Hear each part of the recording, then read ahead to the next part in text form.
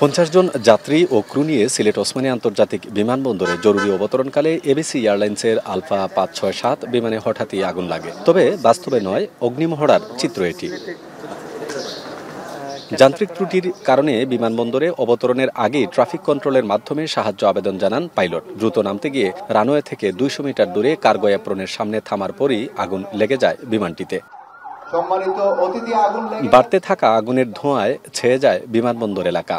ঘটনাস্থলে পৌঁছেই আগুন নিয়ন্ত্রণের চেষ্টা চালায় বিমান, নৌ, সেনা ও ফায়ার সার্ভিসের একাধিক ইউনিট। এদিকে উদ্ধারকর্মীরা একে একে বের করে নিয়ে আসেন যাত্রীদের।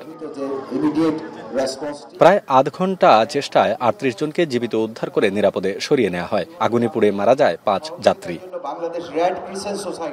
এমন ভয়াবহ পরিস্থিতির মুখোমুখি হলে কর্মীদের করণীয় কি তা শেখাতে এবং দক্ষতা বৃদ্ধিতে অগ্নি নির্বাপন মহড়া করা হয়েছে বলে জানান কর্মকর্তারা। কিভাবে করতে হয় সেটা দেখলো, ফিজিক্যালি দেখলো, দেখে পরে প্রত্যেকটা এয়ারফিল্ডের জন্য তারা একই রকমভাবে প্রিপেয়ার্ড হয়। সো অ্যাকচুয়ালি আমাদেরকে সবসময় যখনই কোনো এয়ারক্রাফট নামে আমাদেরকে প্রিপারেশন রাখতেই হয়। তো এই প্রিপারেশনটা আমরা আজকে দেখলাম যে অনেক ভালো করেছে ইনশাআল্লাহ। তো আমরা এটা ধরে রাখার চেষ্টা করবো, আরও উপরে নিয়ে যাওয়ার চেষ্টা করবো। মহড়ার মাধ্যমে সিলেট ওসমানী আন্তর্জাতিক বিমানবন্দরের সক্ষমতা ও সুরক্ষা ব্যবস্থা বাড়বে বলে জানান বেসামরিক বিমান চলাচল কর্তৃপক্ষের চেয়ারম্যান।